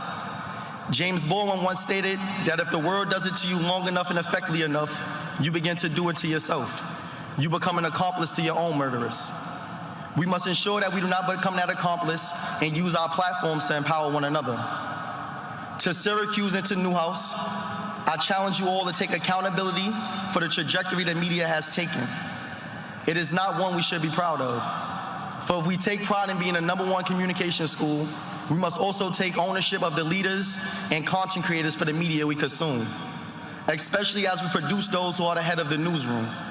So we are only a microcosm of what the world will become. I challenge us all here today to denounce the stereotypes we have of one another, for the problem with stereotypes is not that they are untrue, but incomplete. As the legendary Nipsey Hussle once stated, the marathon continues. Stopped it, and there's... That right there was definitely a strong speech by that brother, Matt Manning. Incredibly powerful, and his repetition, I thought, was extraordinarily effective. I mean, you know, it's not difficult, or what did he say? It's not difficult because of this reason, because of that reason. It was incredibly powerful, I thought.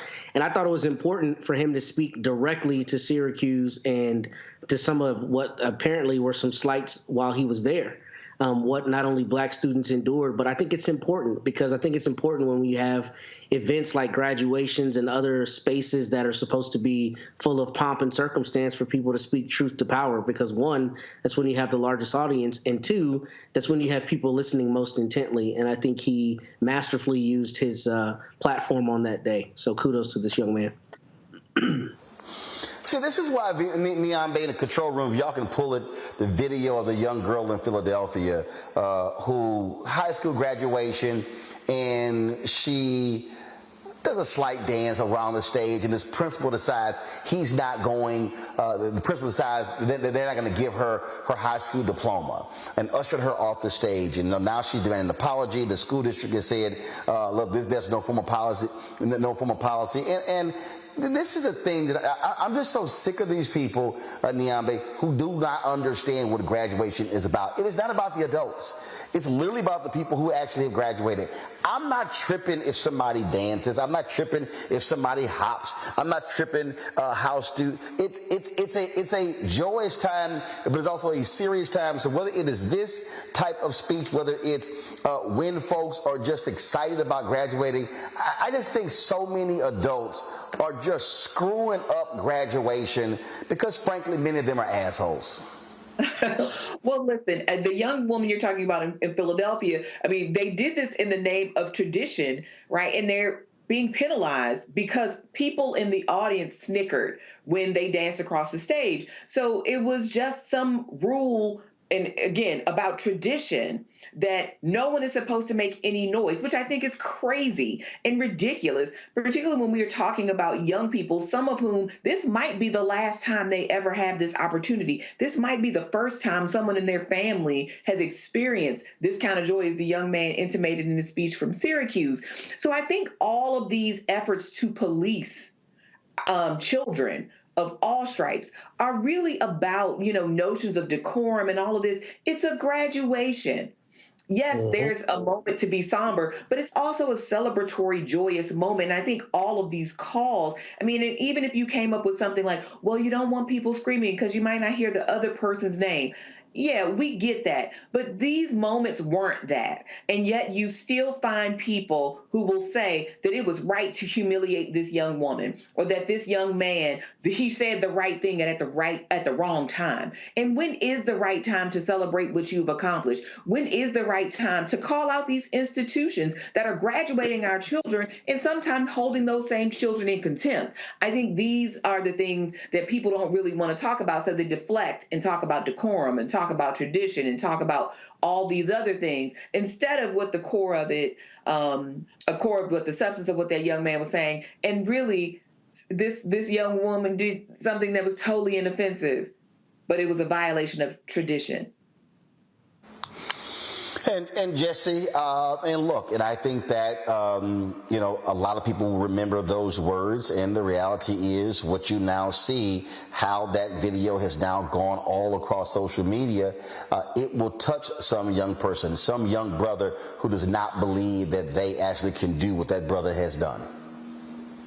Well, not just touching young people. I feel touched. I'm hoping that he has a law school application somewhere in the stack, because to have the courage and the poise to be able to deliver such a poignant message at a time when all eyes are on you, I think that that's a skill that he can really use to move forward in anything that he chooses to do.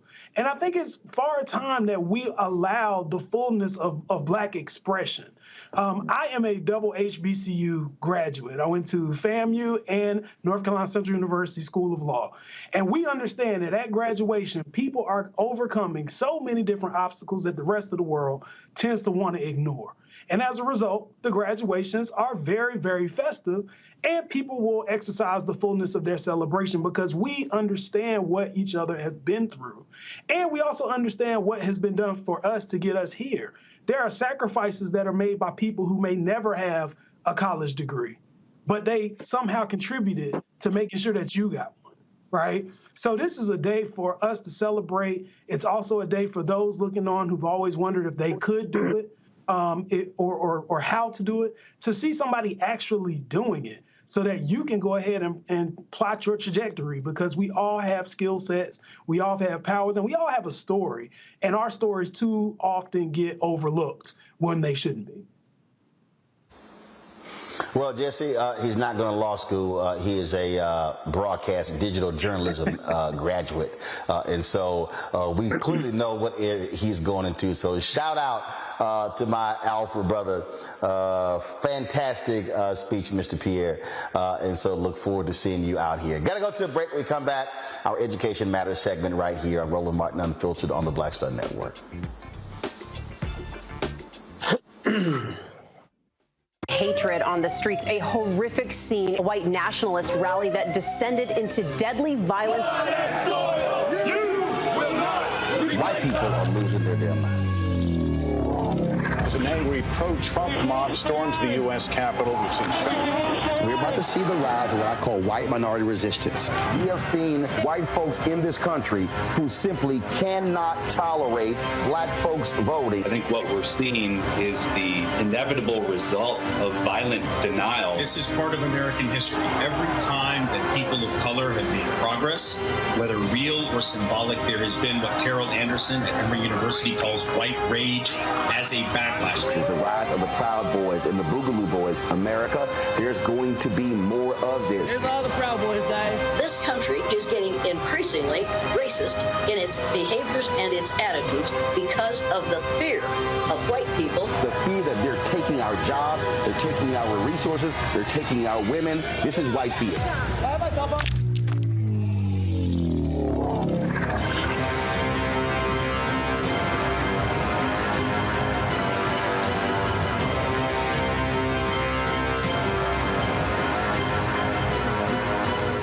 Black Star Network is here.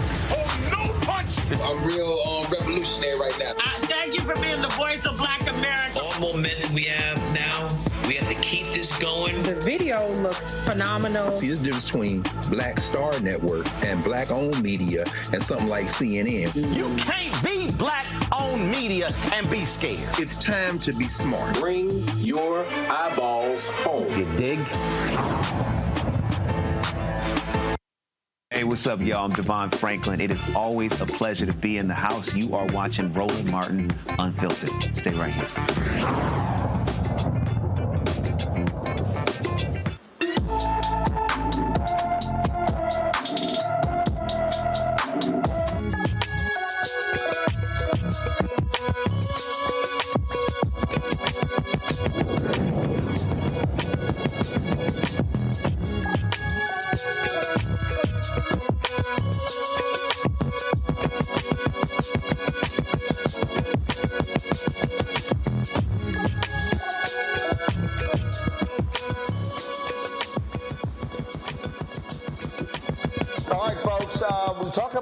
Education, we talk about the need to have more African Americans.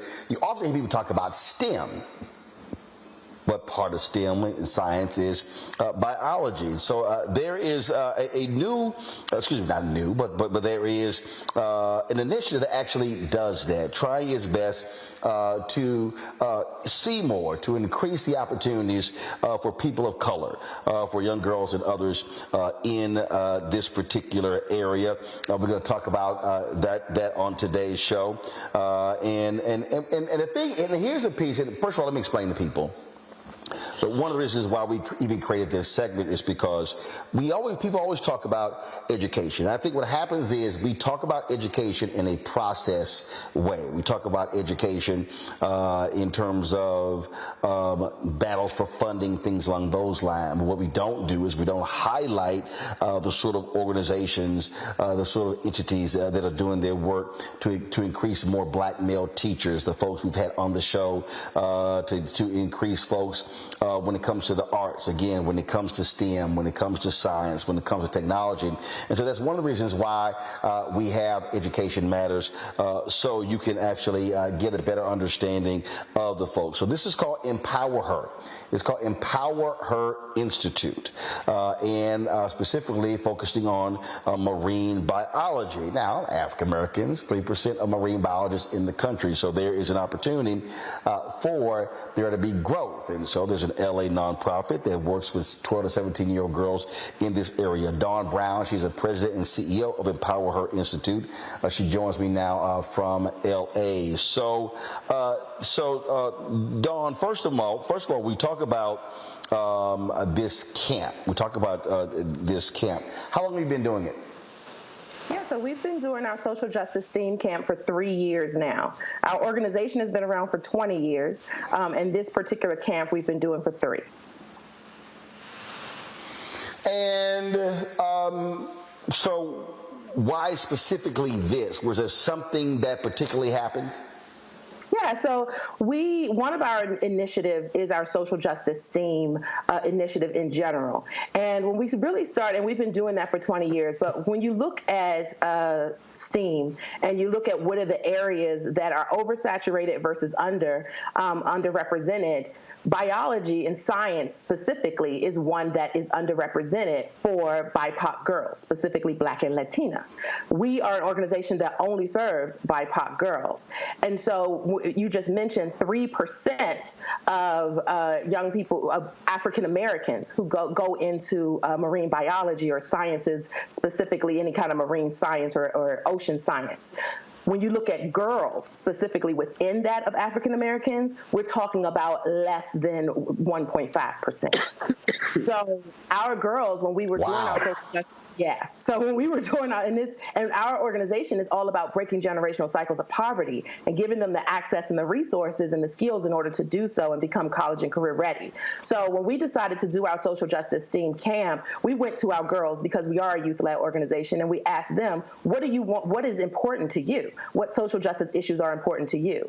And when they started thinking about a summer camp, the thing that came to them was, we want to learn about environmental justice.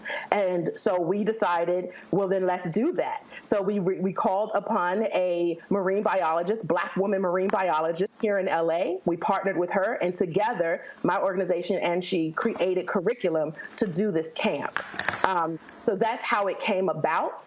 And what the camp really is is we take 30 girls. Now, we serve 1,000 girls a year, and we take 30 of our middle school girls. So these are girls between the ages of 12 and 15, and we put them into a camp for the summer.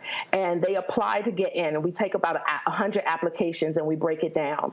And they get it's a 5-week camp. The first 3 weeks of the camp, they are studying marine biology, and they're actually looking at the impact of climate change on marine ecology, and then comparing that to its impact and resiliency on marginalized communities. And so that's what they do in the camp. So they're snorkeling, they're kayaking, they're tide pooling, they're testing air quality, and they're looking at, my girls are coming from Compton, they're coming from Inglewood, and so and Watts, and so they're measuring the air quality in their community, and then they're going to, Catalina Island and Malibu and testing the air quality and trying to figure out why is there a difference, right? And what needs to change. And so that's the first 3 weeks of the camp, and they actually create their own projects. They learn coding, computer coding, and they create their own projects that are all about amplifying issues as well as trying to solve issues using STEAM in order to solve issues within the marine biology world. And then the last 2 weeks of that camp, we take our most mature girls, and they actually get to study on a science research boat. And they learn how to scuba dive, and they end up getting their scuba diving certifications. So this camp is the first and only of its kind in the country. We're taking Black and Latina girls, and the majority of the girls in our program are Black for this camp. And we're talking about 12 and 13-year-olds who are certified in scuba diving by the time they finish. Questions? Jesse, you're first. Well, first of all, this sounds like a phenomenal opportunity, and I'm glad to hear that somebody is engaged in this space and helping people in our community get exposed to it. I'm really curious about what got you into this space. Yeah, like I said, it was really the girls. They wanted to learn this. We have a social justice STEAM initiative, and when I came into the organization, we were focusing on STEAM, but we weren't looking at it from a social justice perspective. 96% of our girls live at or below the poverty level. We serve 1,000 girls a year on a weekly basis. Why are we not looking at STEAM and saying, how can we utilize that in order to address the issues that are important to our community? And so that's the component that I brought into it, and that's also my background is in social justice, specifically looking at the intersection of race and gender. And so that's how we sort of brought about this program in general and this camp. And then really the girls themselves, like I said, they were the ones who said, we want to learn about environmental justice. And the way my crazy brain works is my brain said, well, why not do marine biology? Because there's less than 1.5% that are Black girls, and it's a lucrative career. We want to break generational cycles of poverty. We can't do that unless we are helping them get careers and jobs in which they can do. And what's wonderful is that we do partner with USC. And so we partner with USC. They stay on the college campus and live in the dorms at USC while they're doing this. And that also creates a gateway for them to actually get accepted into a private university, one of the best in LA, in the country, to study this long term. Niambi. Hi, I really appreciate this. This is really interesting. One of my best friends, that's what her daughter wants to be, a marine biologist, and will be going to college this year. And I'm sure a program like this would have been really helpful. So what would you suggest to folks who want to expand this program and do it maybe on the East Coast, or for people who can't, get to a California? How do you even start this work? Yeah. So we actually, I would say one thing is to really, it's important to find a university to partner with. And it needs to be a university that has the kinds of resources and access, and that they are willing to truly partner with you and allow the girls to have to have access to those resources. And so that would be number one. And then the other part of it is find yourself a marine biologist woman who wants to support you in creating the curriculum in order to make this happen. We were quite blessed that we are working with Dr. Dejana Figueroa, a Black woman who is an amazing marine biologist and STEAM teacher. That's going to be the two most important things. And then the third is to make sure that you're listening to your girls, listening to the young people and finding out what they want, because you can't create a program without really meeting their needs. And you can only learn about their needs by listening to them. Our goal is to expand this program. So in the next 2 years, we will be on the East Coast. But right now we are, only here in LA. Thank you. Matt? Well, first, as a shameless plug, I'll say I teach at Texas A&M Corpus Christi, which has a renowned marine biology program. So hopefully expand down here at some point. But to that end, my question was going to be, for further iterations of the camp, do you have other ideas or other areas of STEAM that you intend to not only expose the girls to, but maybe do similar partnerships in other areas like engineering or other aspects of STEAM? What are your plans in that respect? Yeah, actually, we have some girls right now studying aeronautical engineering in college. I love that. Girls from Compton. I love it so much. But social justice STEAM is important to us in general. And so we do several different programs. The summer camp right now is the marine biology camp, because it is, so unique and no one else was doing it. When you look at coding, it's so oversaturated right now that was an area that we decided we were going to teach our girls coding, but we're not going to put a huge focus onto that. And we're really trying to look at areas where we are underrepresented so that they can really get the big checks, right? And make real impact. And so engineering is definitely one of those things that we are, we have as a part. Robotics is a part of our program. And so all of those things do come into it. And the girls decide the social justice issues they want to deal with. So they've talked about school shootings. They've talked about gun control. They've talked about race and they've talked about abuse.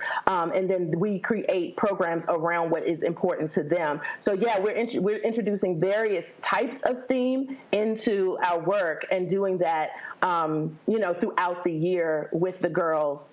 And really it's about finding the right university. So if Texas A&M wants to partner, we can have that conversation, and that makes it easier for us to make that expansion and make it happen to bring that program for your young people in the summer. All right, Dawn, where can people go to get more information? So you can go to our website, which is EmpowHER.org, EmpowHER.org. And you can learn all about our organization as well as this particular camp. All right. Dawn, we appreciate it. Thank you so very much. Thank you. Have a good one. Thank you very much. Let me also thank Jesse, Nyambi, and Matt for being on our panel today as well. I appreciate it. Thank you so very much. Folks, tomorrow in Houston at the Power Center, 12 to 4, we are going to have our Juneteenth 2023, the Future of Black Economic Freedom panel taking place. We've got some fantastic panelists who are going to be there. Houston Mayor Sylvester Turner will be there. State Senator Boris Miles, Congresswoman Sheila Jackson-Lee, Congressman Al Green, and so many others folks. And again, our focus is talking about, economic freedom for our people. So if you're an entrepreneur, you're a business owner, you want to do that, you want to be there, you are welcome to come out. It is free, open to the public. We simply ask that you send us an email to RSVP info@RolandSMartin.com, info@RolandSMartin.com. Folks, that is it. I'll see you guys tomorrow on our live stream here from Houston, back in studio Monday, Juneteenth. Be sure to have a great weekend. Holla!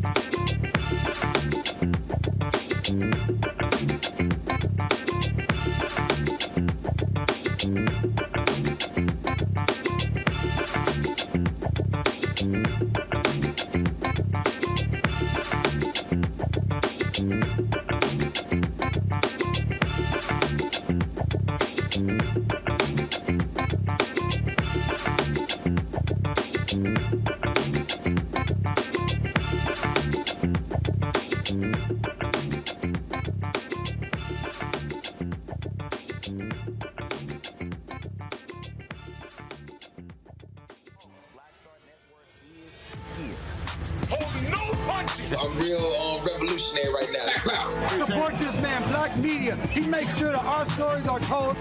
Thank you for being the voice of Black America, Roland. Stay black. I love y'all. All momentum we have now, we have to keep this going. The video looks phenomenal. See, there's a difference between Black Star Network and Black-owned media and something like CNN. You can't be Black-owned media and be scared. It's time to be smart. Bring your eyeballs home.